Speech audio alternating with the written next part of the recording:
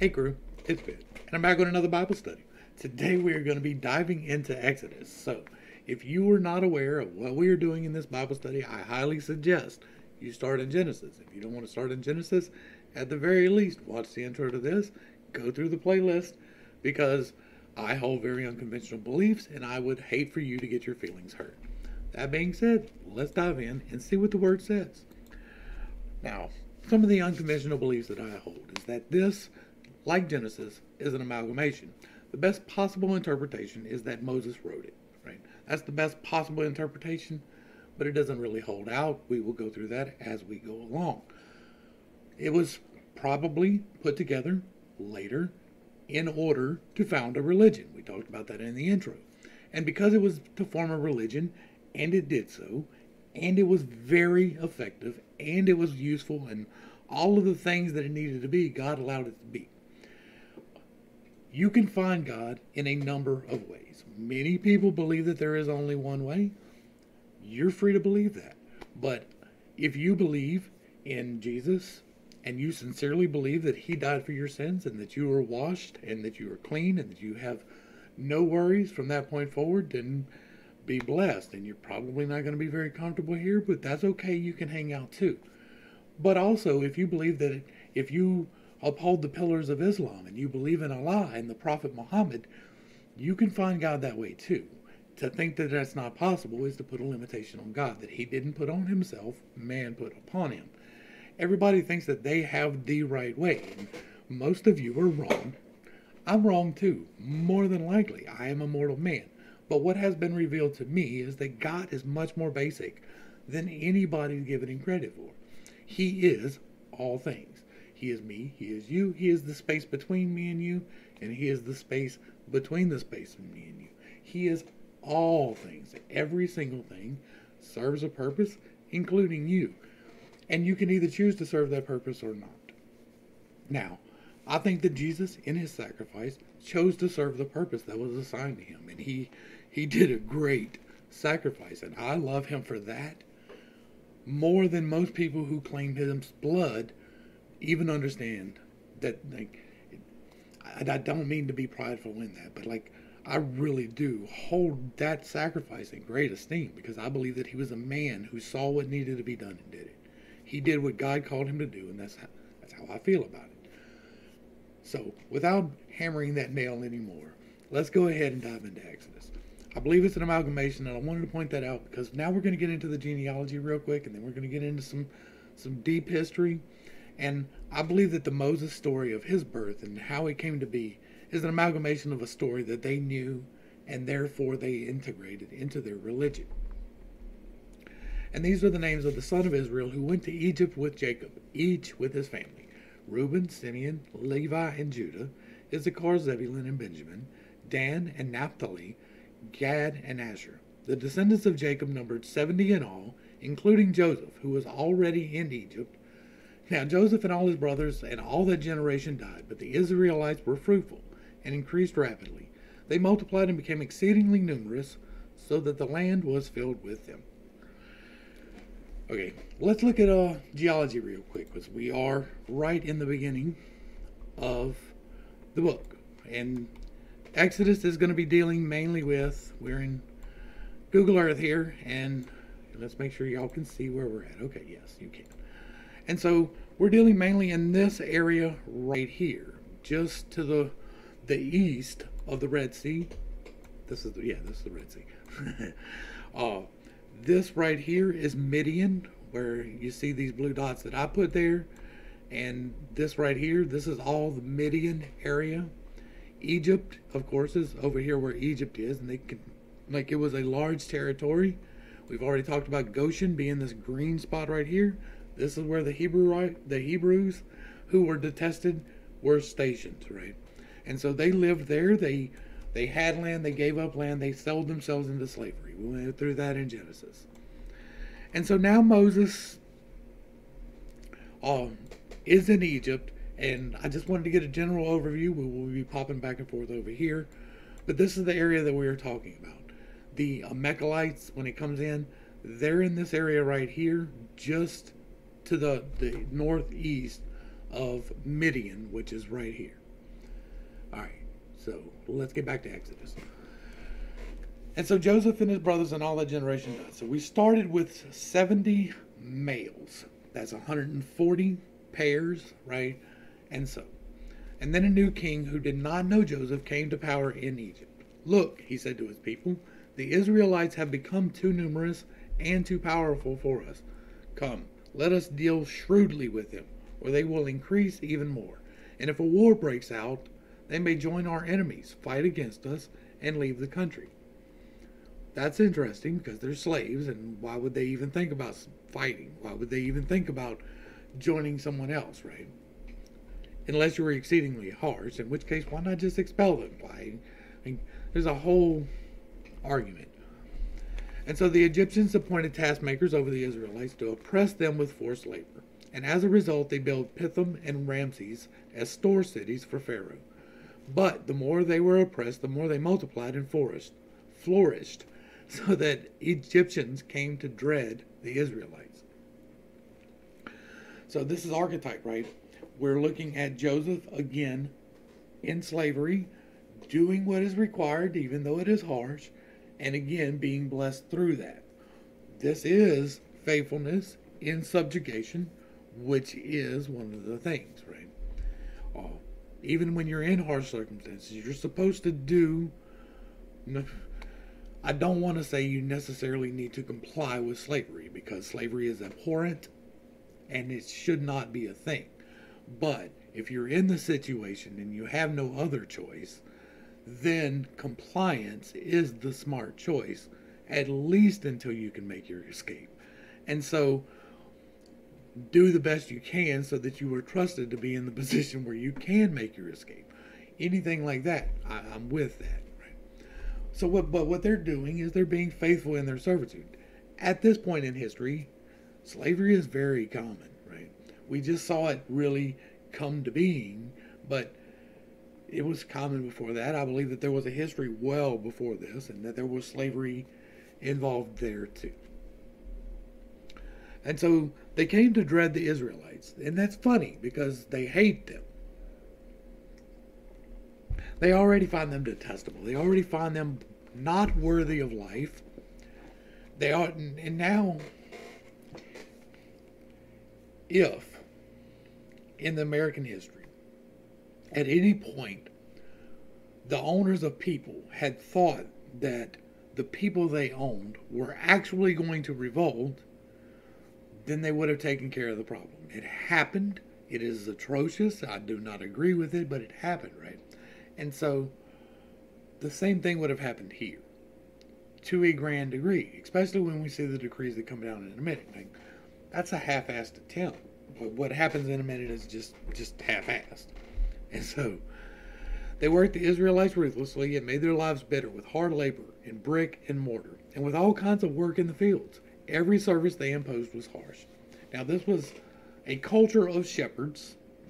All of their fathers were shepherds until they mismanaged their properties, right? They were in the only fertile part of the world, basically, and they did not have sustenance.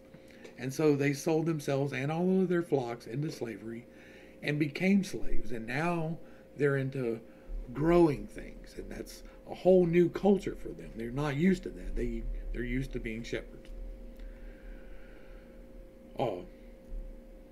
And so now every service imposed is harsh. And that again goes back into the amalgamation thing. This is justification for my peoples being free.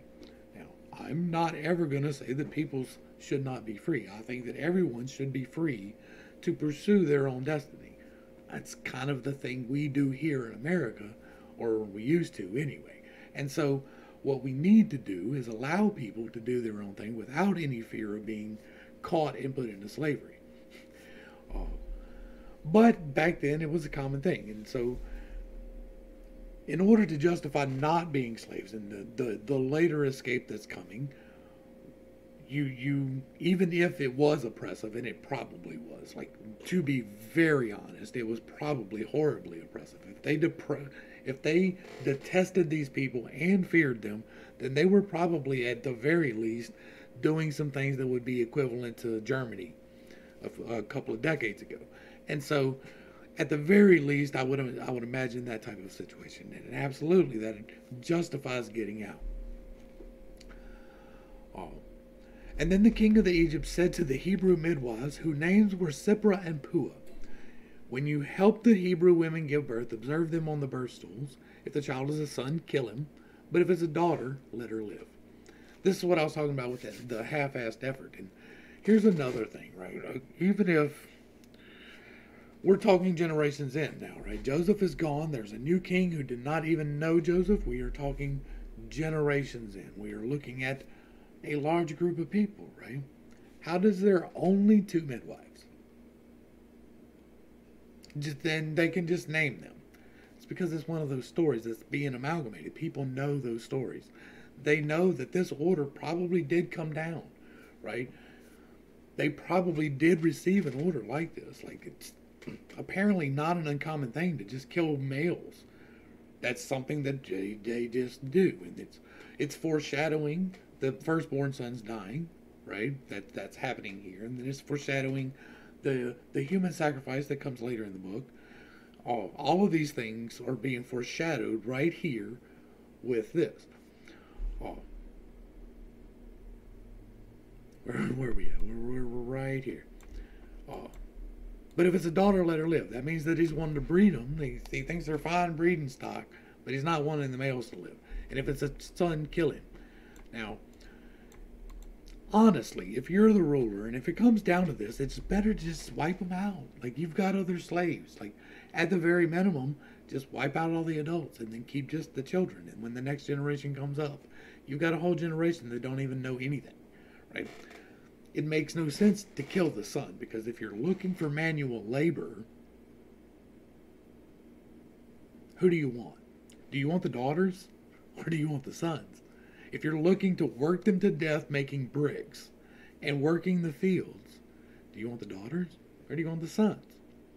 But it makes sense prophetically for it to be a son.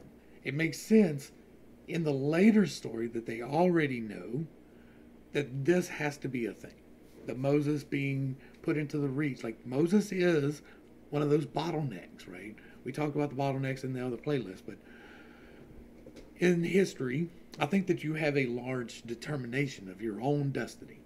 But at certain points in time, they come together into bottlenecks where everybody has to go through the same experience. I think Moses was one of those bottlenecks, and that the story we're getting is later in time. People are taking the different stories coming out of that bottleneck and putting them together into this story.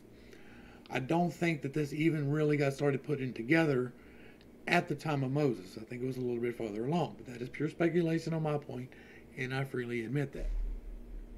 Okay. But it doesn't make sense to kill the sons, like, just logically sense. This is me speculating, I understand that. But it does, like, if you want breeding stock, okay, but why would you kill the sons? Kill the parents. Then you can work the kids and they don't know anything. They've lost the entire culture if all the parents are gone. That's how I would have done it if it was me. That just seems to be the logical way to go about it. The midwives, however, feared God and did not do as the king of Egypt had instructed and let the boys live. And so the king of Egypt summoned the midwives and asked them, "Why have you done this? Why have you let the boys live?" And the midwives answered Pharaoh, "The Hebrew women are not like Egyptian women, for they are vigorous and give birth before a midwife arrives."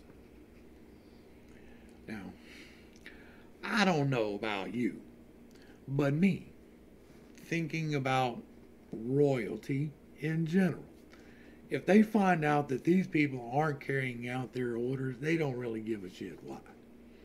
They really don't. They're just going to get some new people to carry out their orders.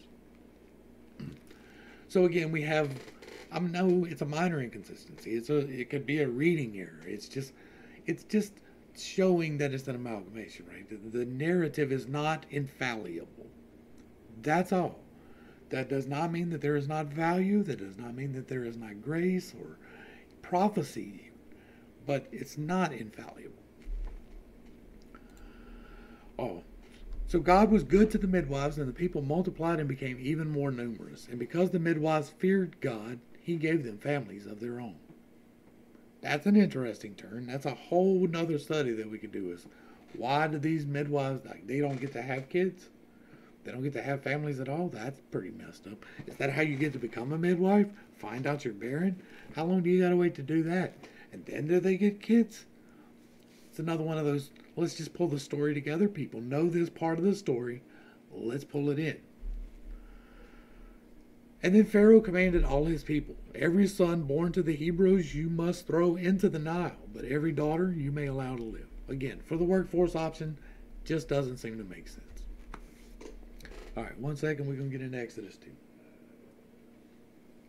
2. The birth and adoption of Moses. And now a man in the house of Levi married a daughter of Levi, and she conceived and gave birth to a son. Now, I'm assuming, I'm really hoping, that this is not yet another incest thing, right? I'm hoping that the man of the house of Levi was somebody they hired, and not yet again another incest thing.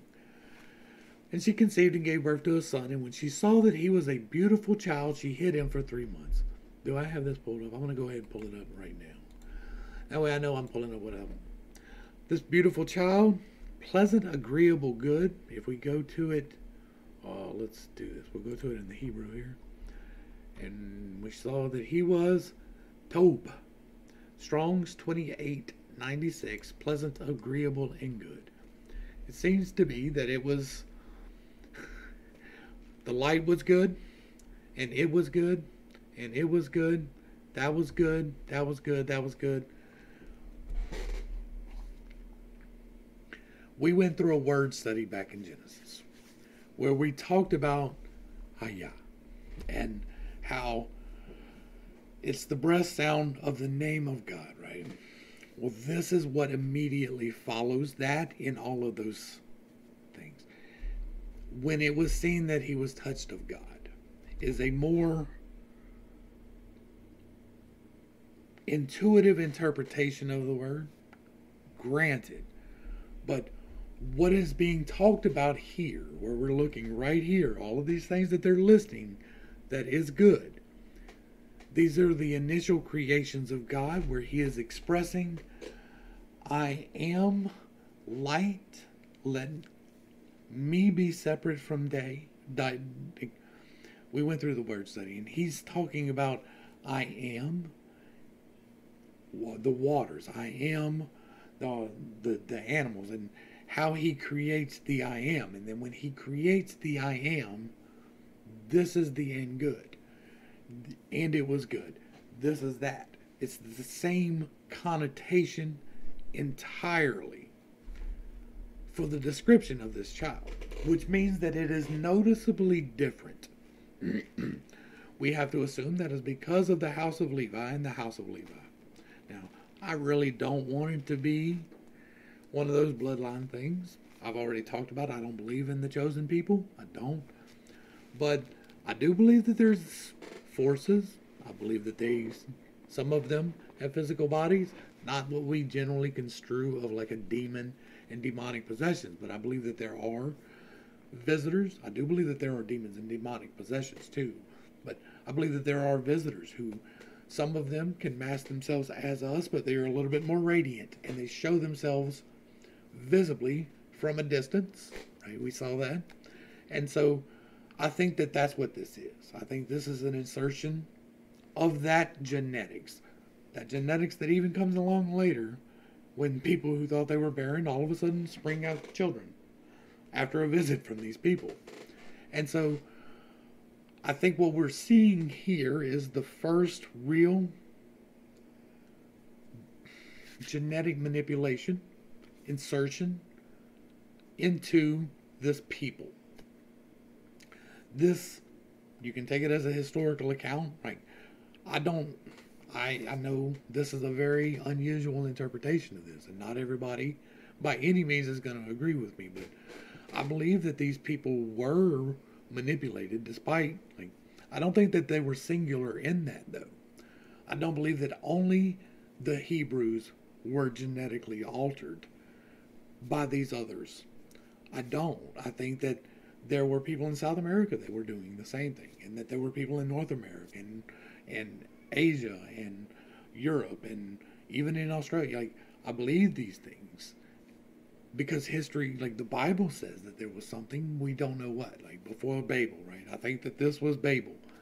And so, not this, but like what they're doing, again, the genetic manipulation is part of that. And I think that the people who came to visit in the corporeal forms that they take as angels or demons in this book are from another source, off planet. They could be angels from God that are coming down in divine form, or they could be aliens as we currently understand them, coming down in spacecraft with wheels within wheels and great bouts of fire.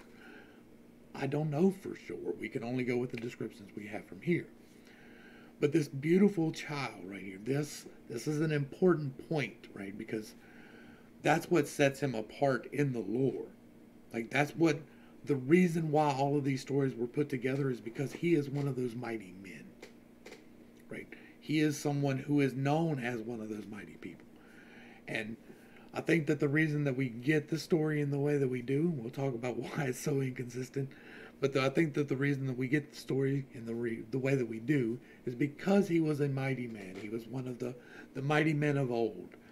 But they were trying to contemporize it and act as if this was directly related stories from Moses.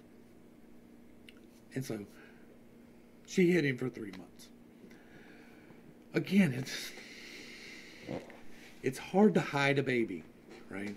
If we're talking about tight slave quarters, then it's definitely hard to hide a baby because there is always somebody perfectly willing to tell on you in order to further themselves, especially in a desperate situation. And slavery most definitely is a desperate situation. So hiding the baby for 3 months is a little hard. Unless he is the beautiful child that just everybody's like, oh wow, that's a child of God, right? A son of God. Became to the daughters of men. I'm just saying. And soon the daughter of Pharaoh went down to bathe in the Nile, and her attendants were walking along the riverbank. And when she saw the basket among the reeds, wait, I missed it. But when she could no longer hide him, she got him a papyrus basket and coated it with tar and pitch. And she placed the child in the basket and set it among the reeds along the bank of the Nile.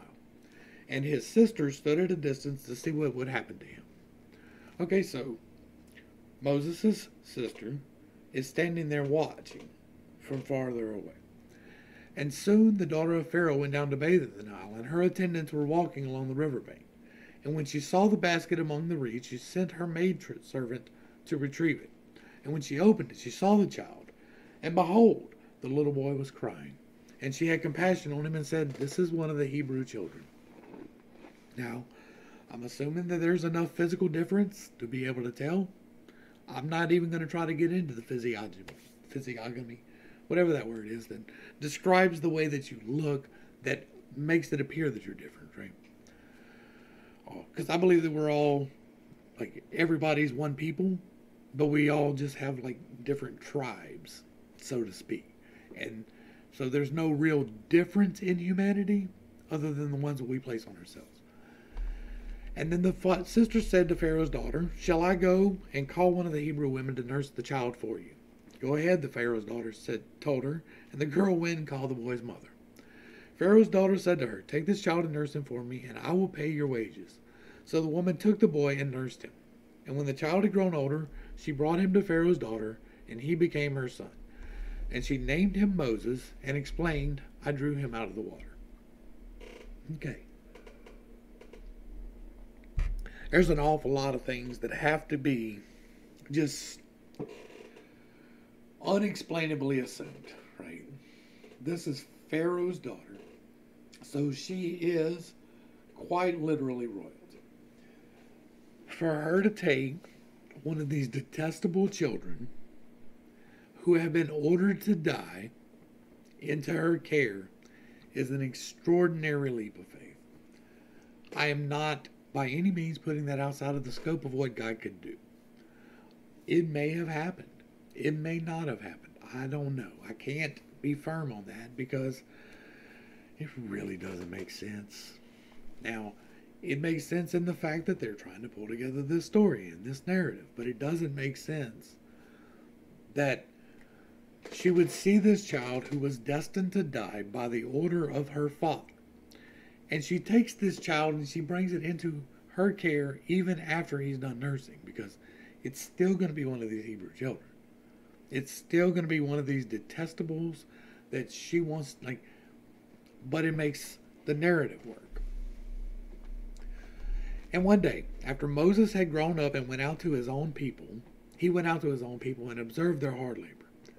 Now, we have to assume that he knew the whole time that he was growing up he was Hebrew, right? Or maybe not. Maybe he thought he was an Egyptian.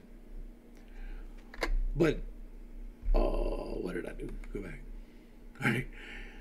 But if he thought he was an Egyptian, why did it matter to him if he saw an Egyptian beating a Hebrew, one of his own people?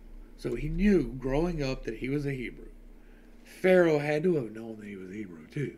There's 0% chance that this child knew that he was a Hebrew and Pharaoh didn't. It's almost impossible that he was adopted into this family. It is. And after looking this way and that, and seeing no one, he struck down the Egyptian and hid his body in the sand. So, he saw the Egyptian beating the Hebrew, and he waited until there was nobody there. What happened to the Hebrew that was getting beat? Like, well, of course, that's going to be a witness if he's still there. So if he's not there, then that's cold, right? That's not in the heat of the moment. I see you doing this now and I'm stopping you. That is, I wait and I get you when nobody can see, right? And that is what it is explained to be, is that he does this in cold fury, right? He's not caught up in the moment and, oh my God, I can't believe you're doing this, and just knocks him and he accidentally kills him. No, he lies in wait. And then the next day, Moses went out and saw two Hebrews fighting, and he asked the one in the wrong, "Why are you attacking your companion?" But the man replied, "Who made you ruler and judge over us? Are you planning on killing me as you killed the Egyptian?" So they know that he's a Hebrew, right? These slaves know that he is a Hebrew, not an Israelite. That's a whole difference. But they know that he's a Hebrew. And Moses was afraid and thought, "This thing I have done has surely become known." When Pharaoh heard about this matter, he sought to kill Moses. But Moses fled from Pharaoh and settled in the land of Midian, where he sat down beside a well. Now, the priest of Midian had 7 daughters, and they came to draw water and fill the troughs to water their father's flock. And when some of the shepherds came along and drove them away, Moses rose up to help them and watered their flocks. And when the daughters returned to their father Reuel, he asked them, "Why have you returned so early today?" "An Egyptian rescued us from the shepherds," they replied. "He even drew water for us and watered the flock." "So, where is he?" the father asked. "Why did you leave the man behind? Invite him to have something to eat." And Moses agreed to stay with the man, and he gave his daughter Zipporah to Moses in marriage. And she gave birth to a son, and Moses named him Gershom, saying, "I have become a foreigner in a foreign land." And God hears the cries of the Israelites. We'll get to that in a second. All right, so Moses attacks a man in cold blood, thinking there's no witnesses, for attacking his people, the Israelites. And so what he does is he runs away. And it's important that we look at Google Earth for this, because the best possible interpretation of where he was in the land of Goshen is that he was right here along this edge, right? That's the best possible interpretation. And where he runs away to, let's go ahead and pull the ruler up. If we start right here, he runs away in a straight line 192 miles. So roughly 200 miles away if you go as the bird flies. But let's go ahead and turn this off. You can't go as the bird flies, because this land is very, very hilly. There's a lot of hills and mountains and desert. A whole lot of nothing. If you don't know where to get water out here, you're probably going to die, because there is a whole lot of absolutely nothing out here. And this man, who is fleeing justice, goes from here at the best interpretation. We'll go to Suez, right? Let's get the measurement on. We're going to go from Suez all the way down the peninsula. That's 173 miles. And then if he crosses right here, that's 200 miles to the crossing. And then we got 239 miles to there. But if we go up into Midian, we're looking at 250-mile track. All right. If he goes, let's start a new one. If we go from Suez and we go up and around, which is the common trade route, and he probably did not take, simply because he was fleeing justice, you're still looking roughly at 200 to 250 miles. He went to Midian. This is Midian. That is a very long way across the desert to go. So he goes to this new place with a new culture as a murderer fleeing justice. And he gets to this well. Right? And let's go right here.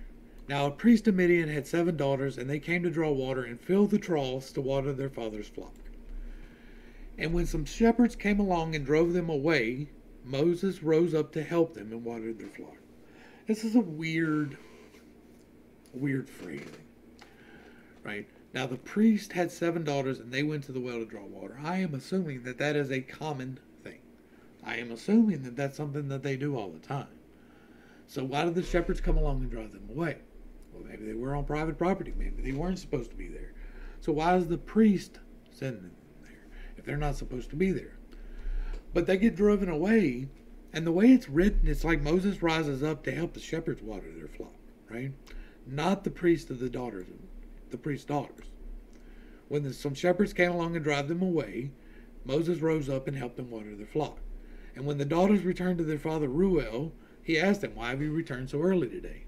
An Egyptian rescued us from the shepherds. He even drew water for us and watered the flock. Does it say, let's go ahead and pull this up right here. And we're going to look at some of these other interpretations just to see if maybe, yeah, see, it says Moses got up and came to their rescue here. And he jumped up and rescued the girls from the shepherds.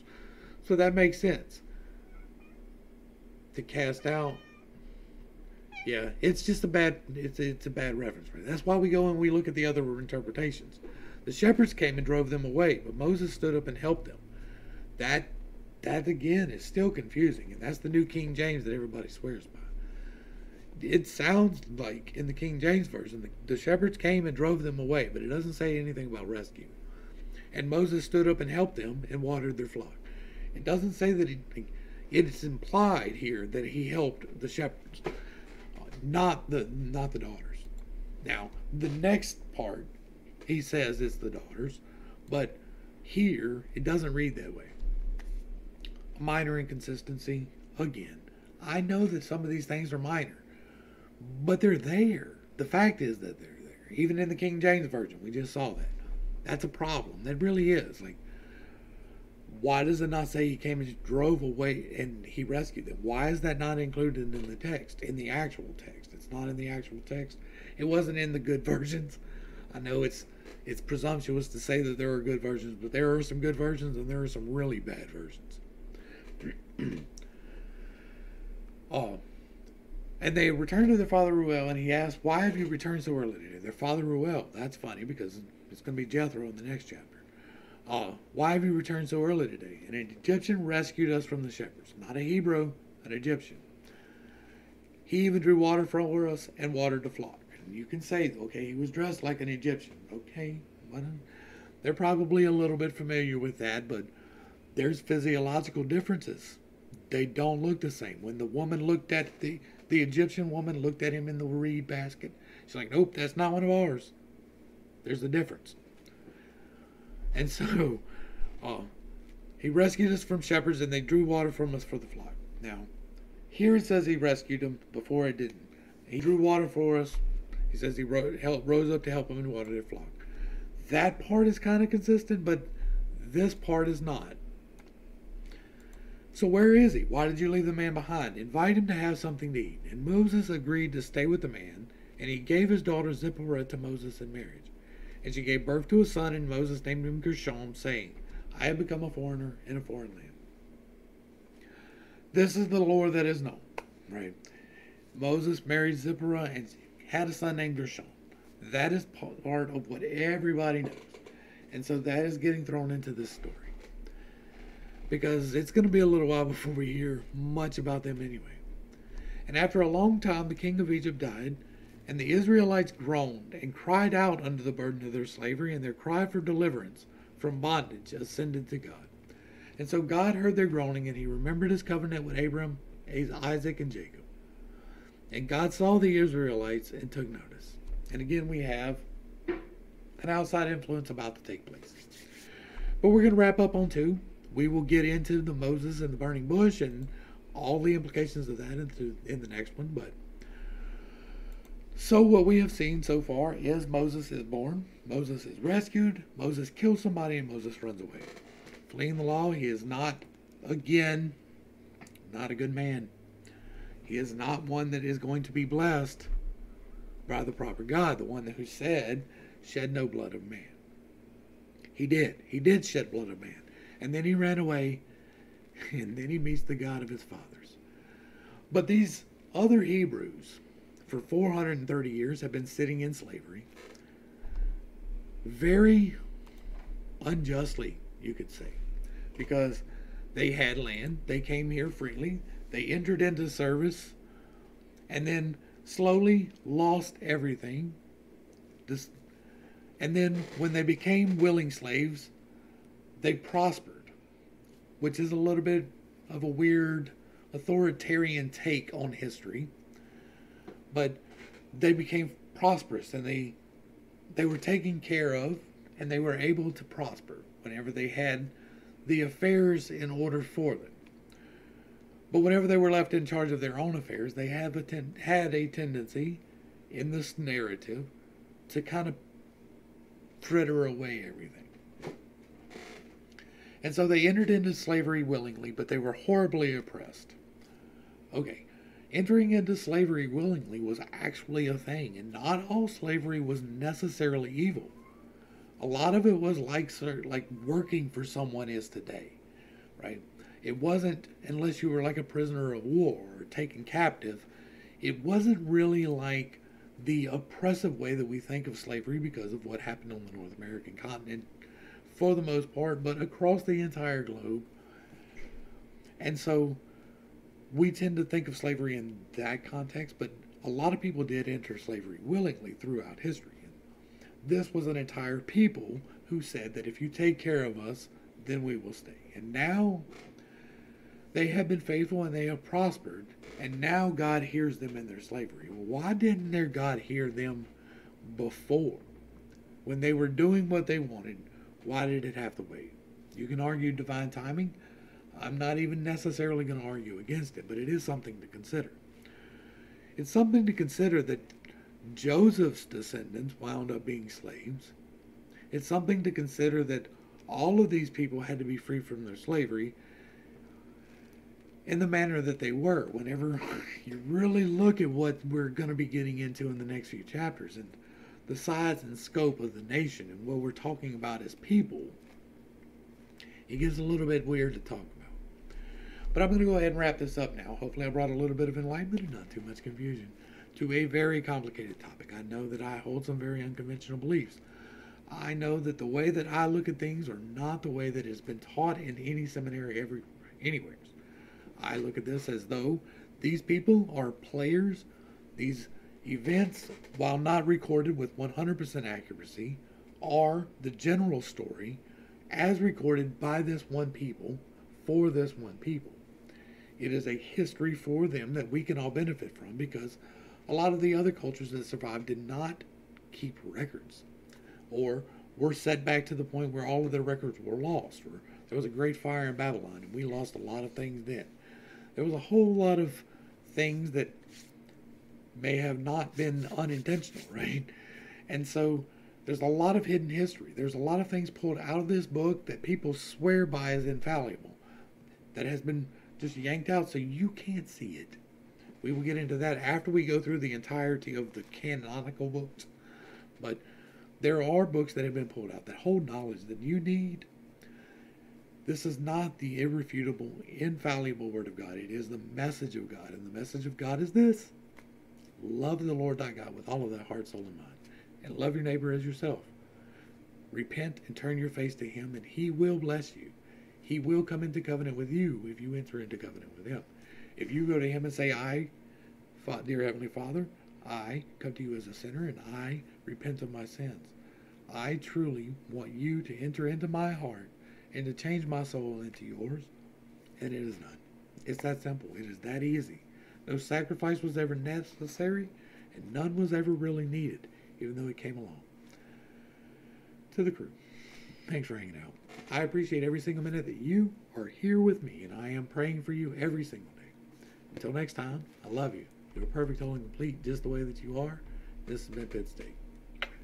Peace.